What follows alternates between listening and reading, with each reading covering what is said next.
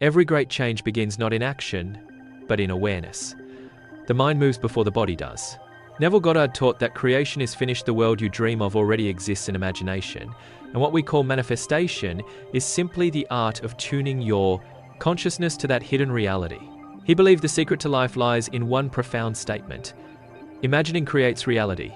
Not wishing, not hoping, but imagining vividly and with feeling. Our outer world, he said, is nothing more than the shadow cast by our inner assumptions. Change the assumptions you live by, and the shadow, the external world, must change accordingly. Think of your imagination as the workshop of divine creation. Every scene you play out in your mind, every conversation you rehearse, every emotion you dwell in, becomes a seed. It doesn't matter whether that seed is one of fear or faith, it eventually takes root and appears as fact. That is why Neville insisted on consciousness as the only reality. Because what you are conscious of being, you inevitably express. To manifest using Neville's method is to begin with the end in mind, not as a distant event, but as a present fact. You close your eyes to the world of sense and open them to the world within. You imagine yourself already in possession of what you desire. You feel it. You walk in that state. You claim it without effort, because to the imagination, it's already real. One of Neville's most famous exercises is what he called living in the end. Suppose you want success in your career, healing in your body, or love in your life. You begin not by asking when or how it will come, but by assuming that it already has. Before you sleep, you enter into that scene in imagination the moment after your wish has been fulfilled. Feel the satisfaction, the quiet knowing that it's done. Fall asleep in that state, and your imagination sets the path of events to bring it about. The subconscious, he said, does not choose, it accepts whatever you impress upon it with feeling. That's why the feeling of the wish fulfilled is the key.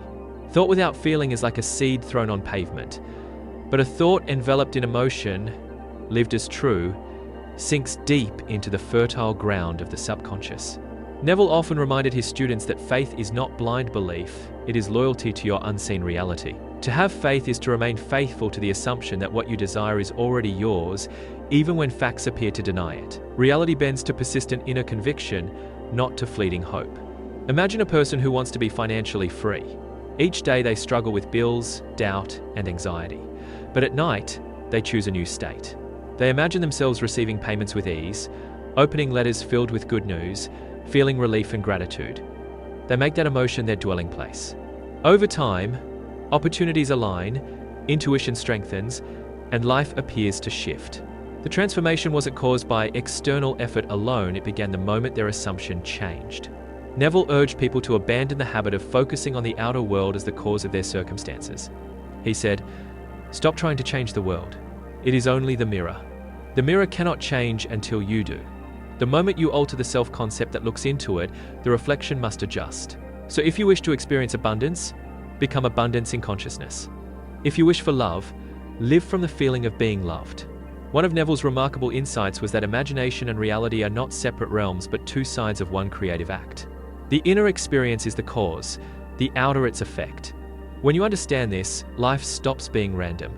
Every event becomes a mirror of your dominant consciousness. Every reaction becomes a clue to what you've been assuming. This understanding frees you from waiting. You stop saying, "I'll believe it when I see it," and start realizing, "I'll see it when I believe it." The belief comes first, the fact follows. Manifestation is not forcing events. It is entering into a new state of being so completely that the world must rearrange to match it. Neville called this process revision when applied to the past. If a memory troubles you, instead of reliving the pain, you rewrite it. In imagination, see the event as you wish it had been. Feel that version until it becomes natural. The subconscious does not distinguish between what is physically remembered and what is vividly imagined. It only accepts the feeling. With time, even outer relationships and outcomes shift to reflect the new assumption. He described imagination as the creative power of God within every person, the divine operating under the guise of human thought. To manifest consciously, then, is to act as a co-creator with the infinite. You're not begging reality to deliver something, you're awakening to your role as its author. This is not easy work. It demands discipline over attention. Every complaint, doubt, and fearful thought is a seed too. And the moment you catch yourself dwelling on lack, you have the choice to revise that inner picture or to nurture it into evidence. The art of manifestation lies in persistence, not perfection. If at first nothing seems to happen, do not waver. Neville often said that delay is not denial. The seed takes time to sprout, unseen beneath the surface. When you persist in your assumption, whether or not your senses confirm it, you demonstrate true faith. The bridge of incidents will appear people, opportunities, synchronicities that lead you effortlessly to your desire. So the invitation, ultimately, is inner mastery. To shift from victimhood to authorship. To move from asking, why is this happening to me? To, what state am I creating from? As you refine this awareness, you find that manifestation is not about acquiring things, but realizing identity. You become the vibration of your desire. Peace, love, abundance, and life mirrors it back. In the quiet before sleep, or in moments of solitude, dare to imagine boldly. Construct the scene of fulfillment and let its reality wash over you until you can feel it as clearly as memory. Persist in it until it feels natural, then release it. The outer world will take care of the rest. Neville Goddard's message, at its heart, is one of divine empowerment. It tells us that imagination is not escapism, it's creation. Faith is not wishful thinking, it's loyalty to your unseen future. The world within is the root, the world without is the fruit.